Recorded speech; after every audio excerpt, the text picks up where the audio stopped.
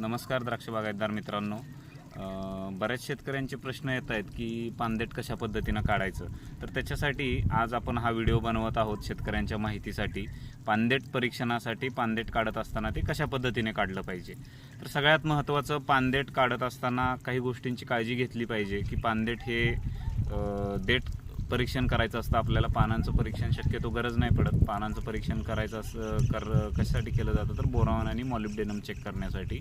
पण ॲक्च्युली देठामधून पण आपल्याला बोरॉन आणि मॉलिब्डेनम सापडतो. तर आपल्याला फक्त देठाचंच परीक्षण करायचं असतं आणि ते देठ आपल्याला लॅबपर्यंत पोहोचवायचे असतात. तर ते कसे काढायचे आणि कधी काढायचे याच्याविषयी आपण माहिती घेऊ. पानदेट परीक्षण करत असताना ते करायच्या अगोदर सगळ्यात पहिल्यांदा आपल्या 1 एकरचा जर प्लॉट असेल तर त्या प्लॉटमधले एक 250 झाडांना मार्किंग करायचं आहे. त्याच्यामध्ये पूर्ण प्लॉट आपला कव्हर झाला पाहिजे. कंपल्सरी त्या झाडांना काहीतरी खून करून घ्या, जेणेकरून प्रत्येक वेळी आपण त्याच झाडांचं पानदेट काढू शकू आणि आपल्या रिपोर्टमध्ये मग येणारा फरक लक्षात येईल आपल्याला.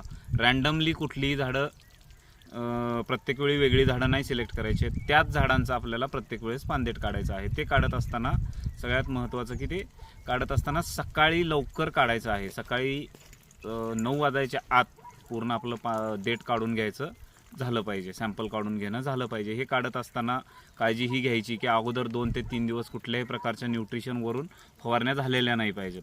आणि त्याच्यानंतर पानदेट प्रत्यक्ष काढत असताना आता आपली ही जी काडी आहे, जर आपण खरड छाटणी झाल्यानंतर फळ छाटणीच्या अगोदर जर पानदेट घेणार असो परीक्षणासाठी, तर सगळ्यात महत्त्वाचं जे वरून चौथं जे पान आहे, तर चौथंच पान का तर ते जस्ट मॅच्युअर, पूर्णपणे मॅच्युअर झालेलं पान असतं. म्हणून वरून चौथं पान घ्यायचं आहे. आणि ते घेत असताना जिथून आपण तोडणार आहे ते तोडत असताना असं वरून खाली खेचायचं आहे.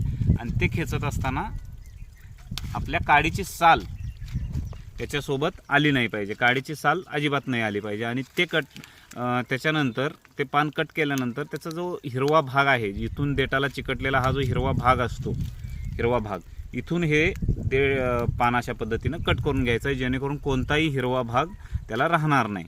आणि हे कट करण्यासाठी कुठल्याही प्रकारच्या धातूचा किंवा कुठल्याही प्रकारच्या हत्याराचा उपयोग करायचा नाही. हे पूर्णपणे आपल्याला हातानेच कट करायचं आहे. असे गोळा केलेले देठ जवळपास 250 एका प्लॉटमधून घ्यायचे आणि ते एका प्लास्टिकच्या बॅगमध्ये न देता आपल्या पेपरच्या बॅगमध्ये द्यायचे आहेत. पेपरच्या बॅगला 4 ते 5 छिद्र पाडायची आणि त्या पद्धतीनं ती ॲनालिसिससाठी पाठवायचे आहेत. हे करत असताना त्याच्यामध्ये एका चिठ्ठीवरती आपलं स्वतःचं नाव, आपलं प्लॉटचं क्षेत्र किती आहे, आपलं गाव, पूर्ण पत्ता, मोबाईल नंबर देत असताना व्हॉट्सअपचाच मोबाईल नंबर द्या, जेणेकरून ते रिपोर्ट आपल्याला व्हॉट्सअपवर पण मिळतील. आणि त्यानंतर त्याच्यामध्ये तुमची व्हरायटी कोणती आहे, छाटणीनंतर कितव्या दिवशी तुम्ही पानदेट काढत आहात, हे सर्व त्याच्यामध्ये लिहून, आणि किती वर्षाचं आपलं झाड आहे हे लिहून त्याच्यामध्ये ती चिठ्ठी ठेवून द्या आणि ते पॅक करून लॅबला पोहोच करा.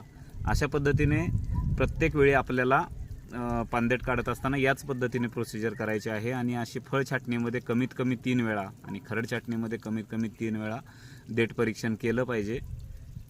त्याचा रिपोर्ट आपल्याजवळ असला पाहिजे. त्याच्यासाठी पानदेट करणं गरजेचं आहे. धन्यवाद.